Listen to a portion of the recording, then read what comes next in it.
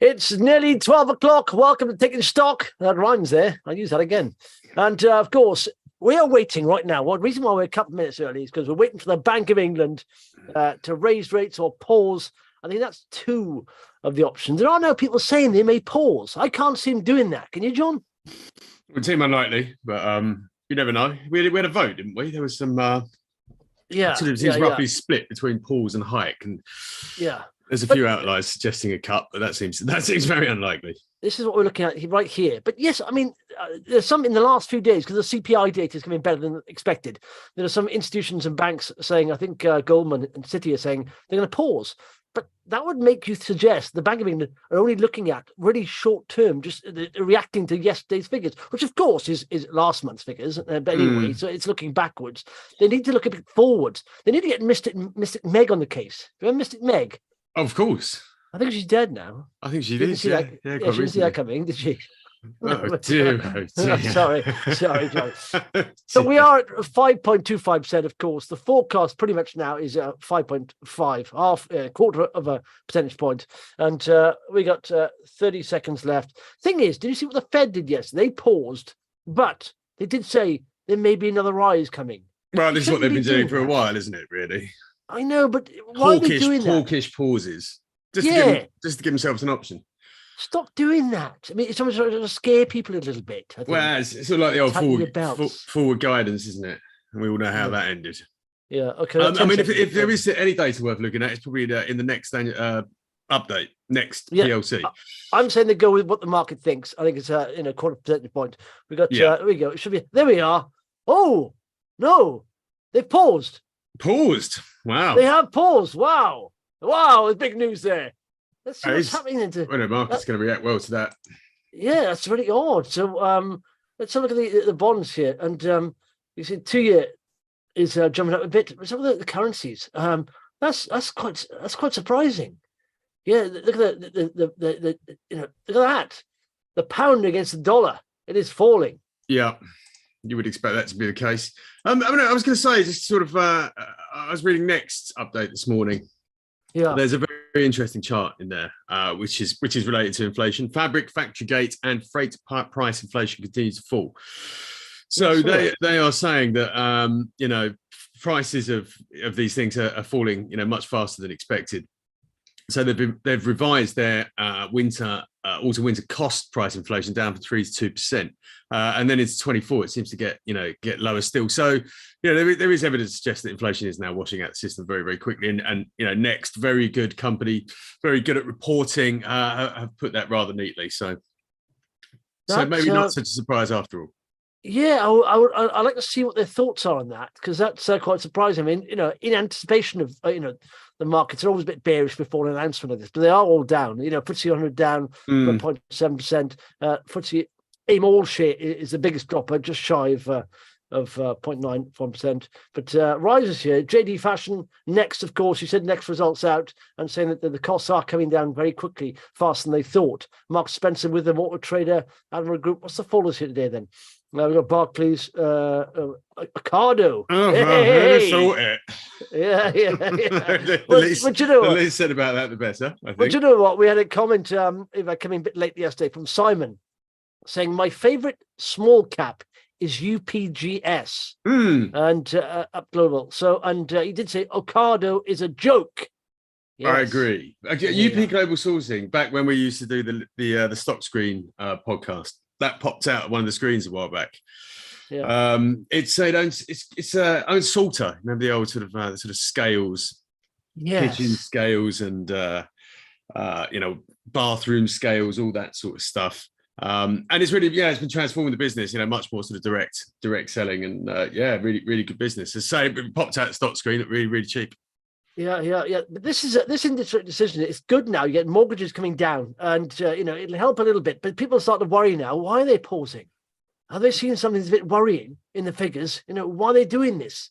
That's the concern. But we'll have to listen to Wade through his boring speech afterwards, for half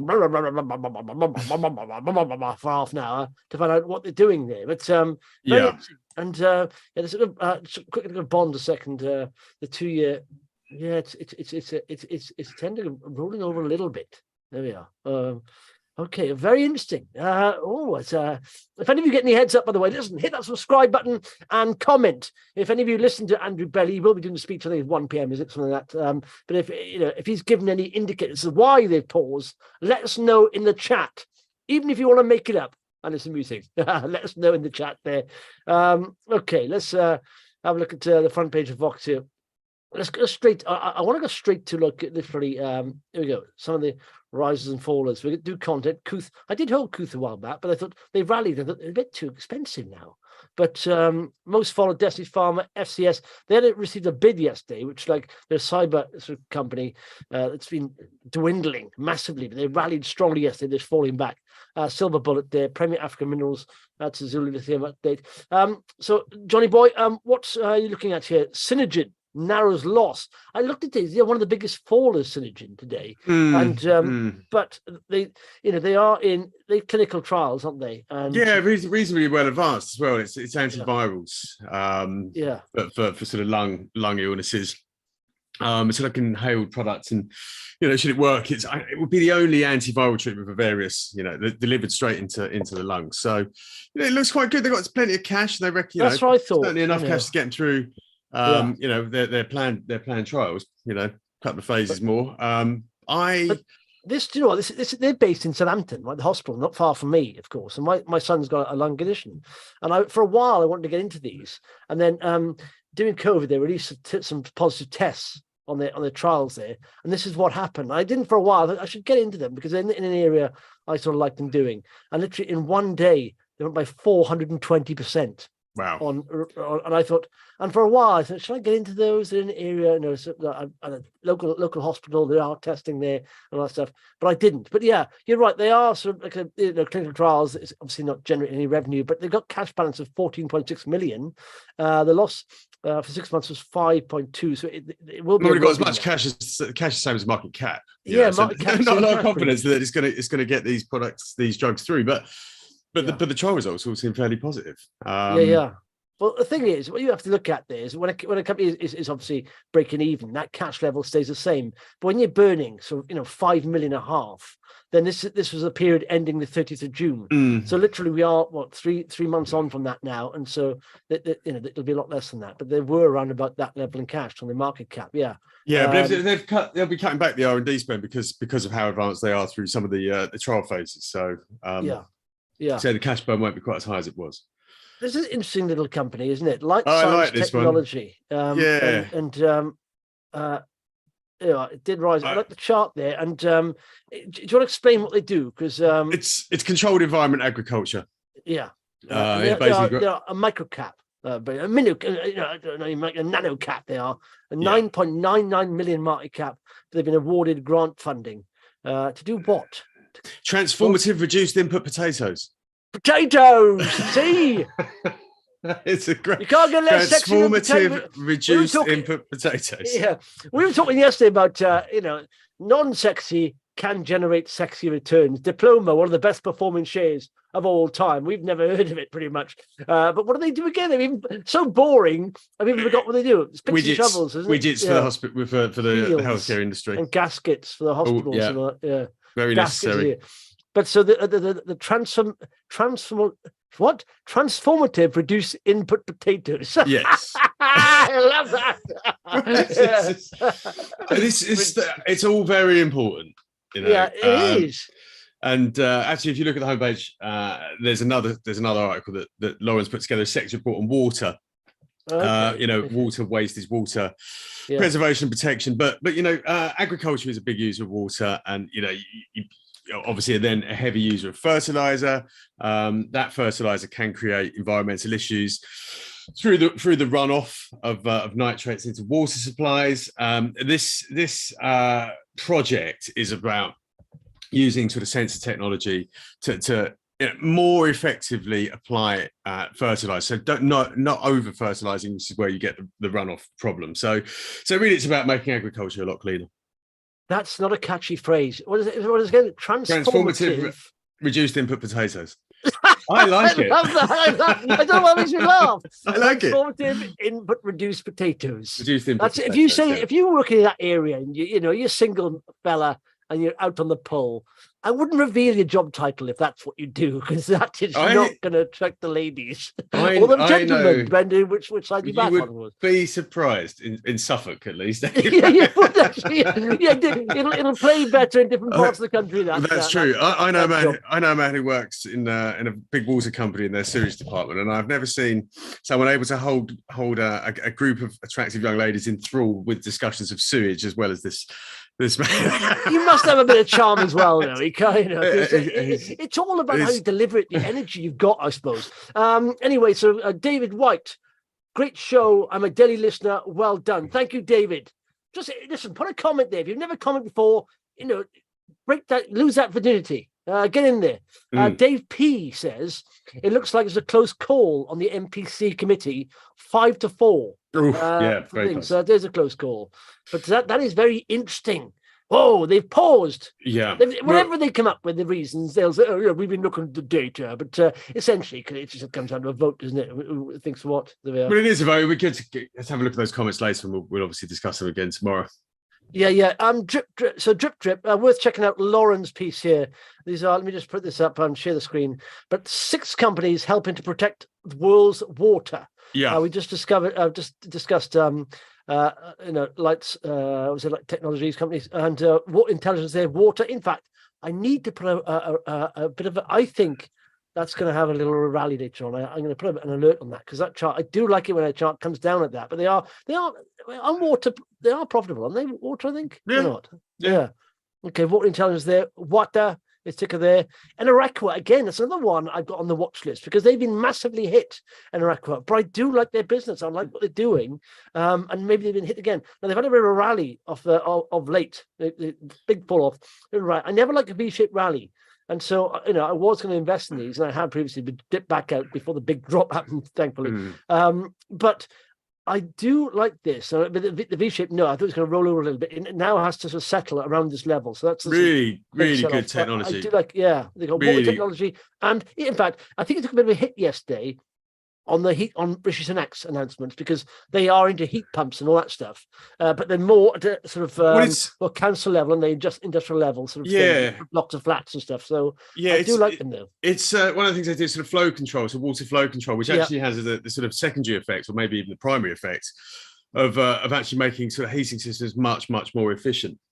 So as well as using water more efficiently, it's actually helps homes produce heating more efficiently. So lots of strings to its bow, this company. And I mean, this was in fact the company I was alluding to yesterday, when it came to the government sort of messing around with sort of certainly environmental targets, but just creating this uncertain business environment. And unfortunately, Eneraqua has found itself hit by that, but that doesn't detract from the fact it's got brilliant technology, and there will be demand for this.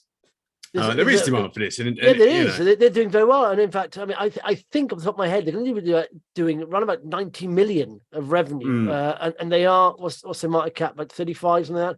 But I would say if they can get above that, I mean, it has been a good trade from the big sell-off here. You can see that candlestick bouncing down and then bounce. It's almost like a cork in water. When that happens, sometimes you get a big sell-off and it bounces back up.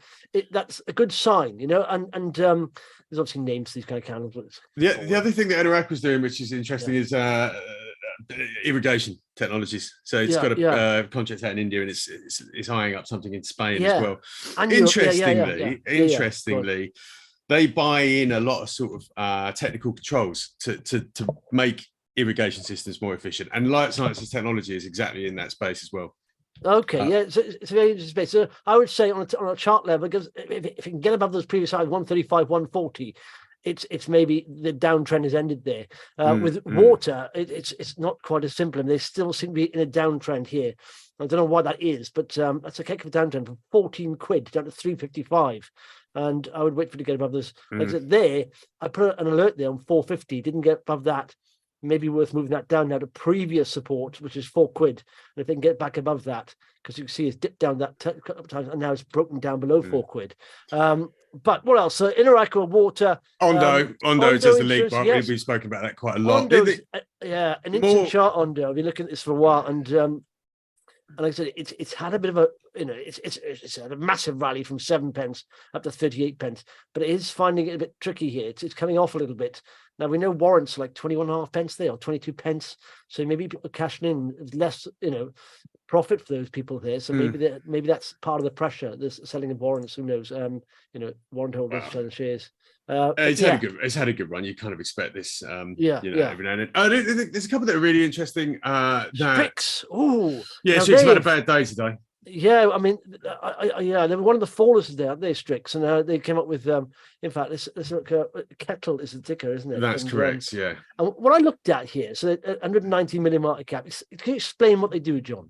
Well, they make controls for kettles. So I mean, it's really quite simple. They they make sure your kettle switches off when it should and is safe.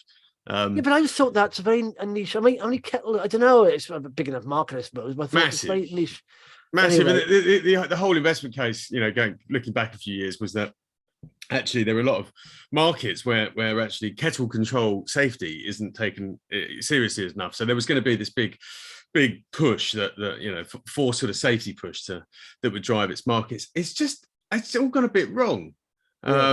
You're not taking your kettle control safety very seriously, all right? I am taking yes. You see a guy working in that area. He's got a high vis jacket and the clipboard, isn't he? Let's check out your kettle safety. Very important. It is, but they literally bold round here, and then they have a big dip down here, down 40% today. Whoa! Yeah. That's, and if you look here, they got net debt to 93. It's gone up by. Is that right? It's gone up by 90, it's really 51%. Really piling on the debt.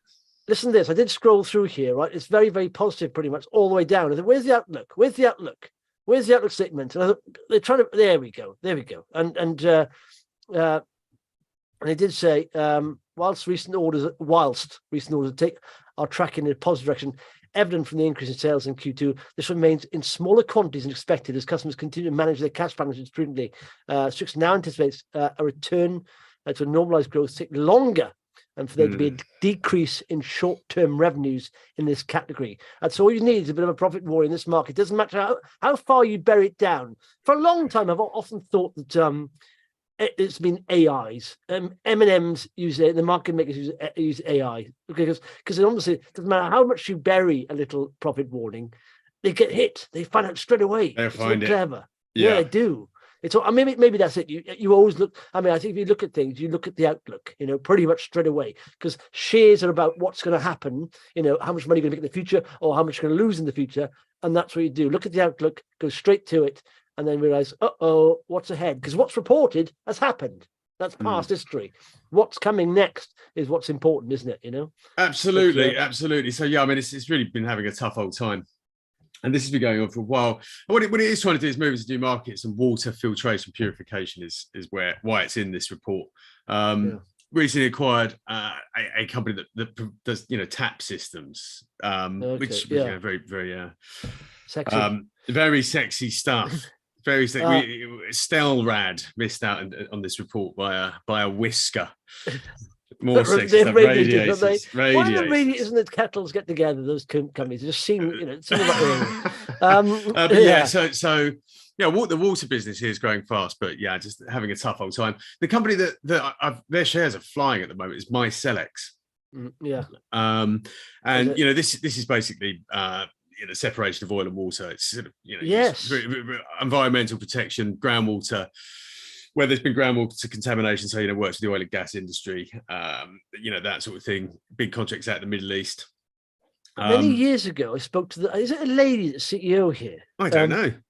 I think it is because, look at that, and that's why. Look at this. That's why the outlook statement is quite high up here, because they're saying, in MyCelx, they're not burying this outlook statement. They're saying it's getting good. The oil and gas markets have been robust throughout H1 and are forecast to continue to be so into 2024 and beyond. So they're literally, they're quite bullish here. But it's like, Connie Mixon. Okay. Yeah. So quite a few years back, I talked to them. They were literally a 5 million market cap then, I think they were. But they're now 17 and a bit. So turnover's growing nicely. On the cusp of profitability, 2024. Hits break even essentially, and then 25 starts to grow quite rapidly from there. This stuff again, it's all regulatory driven. environmental regulation, all that sort of stuff. And the final company in the report, Directa Plus, it does something similar using graphene. So again, separating, or oil cleanups, or as I say, I was working with a steel company in Romania, separating out the sort of byproducts of steel production process and water. So all of these companies basically helping to make sure that the water supply, which is surprisingly scarce, drinking water, seeing as we live on a planet that's mostly water, not a lot of it can be drunk. Yeah, no, I looked at that a while back, where we get bought from, and I was when you're investing in companies, you're forced to learn about industries that you'd never do before. And I've learned so much by researching companies, and I can't remember what it was before, but about separation plants and all that, desalination plants and all that, and where you get water from. But it's very interesting. Gregory says, is Diploma going to keep going higher? I don't know, what was the PE on that? Was it expensive? It wasn't punchy. I'll have a quick look. Hang on. Yeah, and also JD Sports is going to keep heading up. Is JD Sports? So JD Sports, John, you buying? I'm slowly adding. Certainly have a brand strength and own a lot of businesses. 38 countries, consistent revenue growth over time, strong balance sheet. It's a stock market star, JD Sports. And, it is. We talked about it the other day. And if you get any weakness in the share price, sometimes there are companies like that. If they suffer from, it's like, I was gutted I didn't jump into this on the COVID dash for cash crash, because literally, look at that. If I show the chart here, when you get these one-off global events, you realize it's a buying opportunity, ladies and gentlemen. Look at that. It literally dipped from 177 down to 60 pence, JD Sports, and then now, even after this rollover, it's at 141. And so look at that, it did hit 235, a big company. But let's have a look. The chart as yet, I'm not convinced of that yet, because it's having issues getting off that 50-day moving average. And so you've got a series of pretty much, lower highs here. But if it can roll down, but this is maybe a nice little, level here. It's flattened out. Maybe that's the bottom. Who knows? But I would like to see it get above that, sort of 150 level, and move up. But it's a good company. Did you find the PE on? I did. It's not. Diploma. Not cheap actually. Forecast PE 23. Forecast PE 25.4. Now, what I would say is, just because something has a high PE doesn't make it a bad investment or overvalued if it's growing quickly. Yeah. And Diploma's earnings are forecast to grow 14.5% this year, 7% the year after. But what sometimes it's good to look at is whether there's an upgrade cycle. I haven't actually gone away and done this yet, so you can look back and see the earnings forecast history. And what you should be looking for with the company, particularly one that's highly rated, is has it consistently guided earnings higher?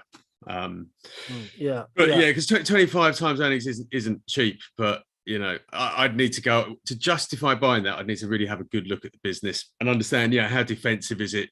Has it got a moat that keeps competition out? How is it delivering this growth? Is it sort of organic or underpinned by acquisition? Let's have a look at the net debt. But also, like I said, I did say, the Motley Fool, I think brothers they are. One of them literally deliberately goes for companies that he thinks is special, and the higher the PE to him, the more convincing, because he thinks they'll grow into that, and because they have something special, many companies many star performers over the years have been very highly rated, and people have not touched them because the PE has been too high, but they've gone on to perform, and he gives an example of Tesla and stuff like that. I've actually found the earnings forecast history for Diploma. It's actually on the bottom of the same page I was already looking at on SharePad. But this has been consistently guiding its profit forecast higher. Yeah, and like I say, we use sort of peer sector averages or round numbers, say, it's 10 PE, that's not bad, or 20 PE, but we're lumping all these businesses in together.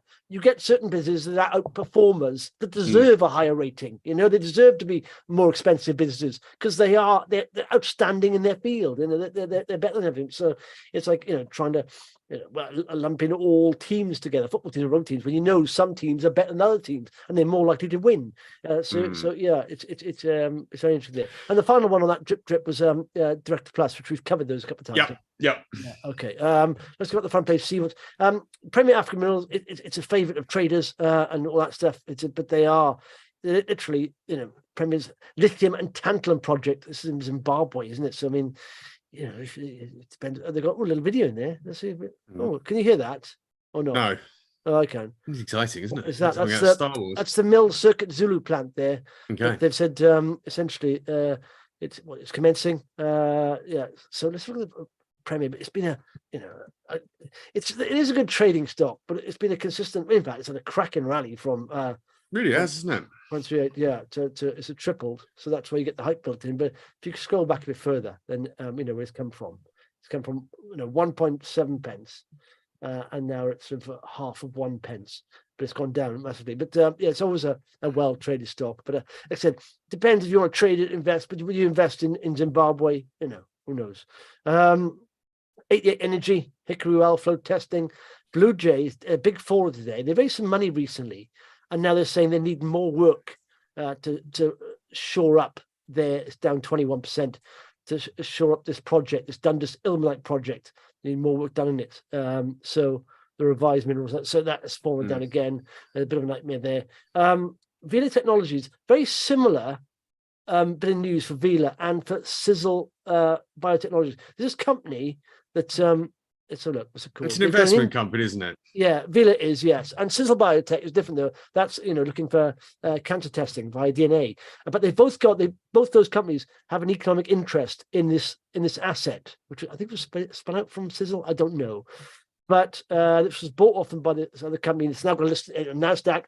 But once it does list, they can sell their shares in this company that's listing on the NASDAQ tomorrow, I think it is. And so they'll get 4 million out. Cizzle Biotech will get about 3.25 out if they can sell. There's a lot of selling going on in this company first day trading. Let's list. So that's why it's rising, I think. So they've basically got some extra cash coming in. That's why they're rising. They're 4.8 million market cap, and they're going to get 4 million in cash.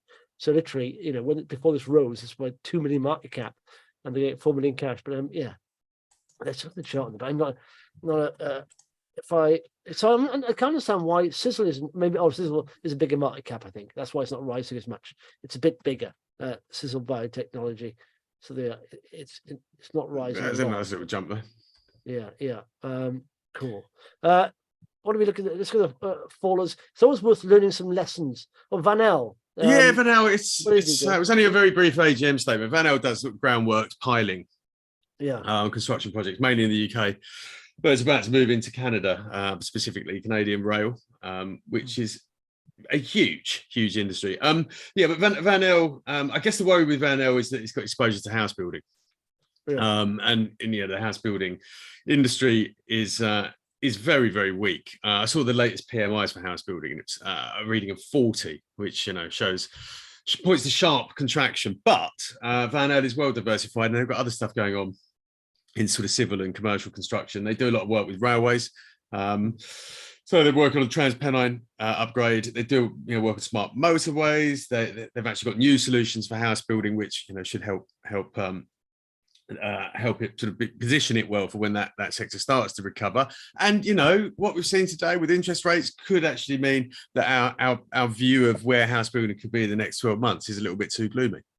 Yeah. Do you know what? Have you seen MJ Gleeson, for example? I mean, you can see here, Gleeson, which is a smaller house builder, but nevertheless very good. If you look at it, that's high, so lower highs, but it's trying to break out there. We're off the lows here of 350 or 420. That's quite a nice move. And if it can get above that, look at that, a bottom there, and a higher low here. So that's looking quite good. I think, I'm not saying house builders will now rocket, but I think we may have seen the lows, and they may go sideways for a while. There was it's often worth sort of having a dig around some of the statements that are put out by investment companies, in particular investment trusts. And I noticed one today from a small investment trust called Aurora. And there's some really nice commentary in it around specific sectors and specific problems, but they've looked at house building, and actually what they've said is, even if you've got lower output, house builders can sort of continues to generate cash by playing with their sort of the replacement cost of land. And how do they put it? Cash is value and accounting earnings are not, and eventually the market ends up recognizing its mistake. But for now, it makes for very depressed valuations of wonderful investments. So they are very bullish on house builders as investments at the current valuation, despite the fact that there's been something of a hiatus in building. Yeah. Well, look at that. I mean, the low here is back in December 2022. And then we've had lots of, let's be honest, there hasn't been a lack of bad, gloomy news around the housing sector and mortgages and all that stuff. And yet it's, a higher low there, and it's really trying to break up above that there. It's an interesting company I did invest in a while back, and I liked it as I thought, children's mental health is a massive issue. We're seeing it, happening. And I invested in Kooth around at this level at 180. And I sort of got out up here because I thought they're now getting silly expensive, even though they announced a big deal with, Pennsylvania, California. Yeah. Oh, California. Yeah, California. That's right. Yeah. And but I got out and they raised money. Very rare this happens. I got around here, I think, took a profit. And then also, I thought they need to raise money because that contract is so big in the US. They need to employ some people and get some systems up and running there. And then they raised money at 320, £3 I think it was. And then they gapped up to like 320. It's very rare a company rises 10 million quid at a premium to the share price. Because it's a market leader, it's got apps and all this stuff for the NHS in the UK, but still, it's come out with its results there. It's dropped off because you always get this realization it's still a bit toppy, isn't it? But they do say top line will be no less than 34 million this year. But even so, that's 3 times sales. And as yet, they're going to be spending a lot of money developing, their systems and apps.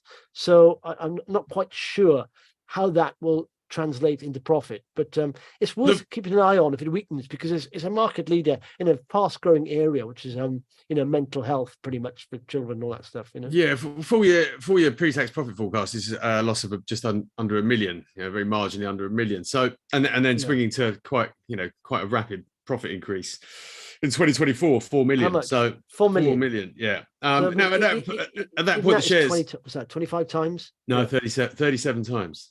Oh, wow. PE forecast. So for 24. So yeah, you're right. Not cheap, but but they are. And that's a very good example of taking advantage. It's a very good company, obviously, because they are a market leader in this area, and they are a quality company. So it's one for the watch list on weakness. If they do roll over further here, because we are now at the placing price, I think, where they raised 10 million. That's a good sign. If you can get in the placing price where lots of clever institutional investors did get in, then there could be volatility. There's a gap here. It may even fill that. If it comes down to this area, definitely worth a look. It's a quality company, with big contracts. Like I said, they are in the US. This is the second contract in the US, by the way. They first of all significant uptake of Pennsylvania pilots, access to 100,000 schools. So, and yet they do say.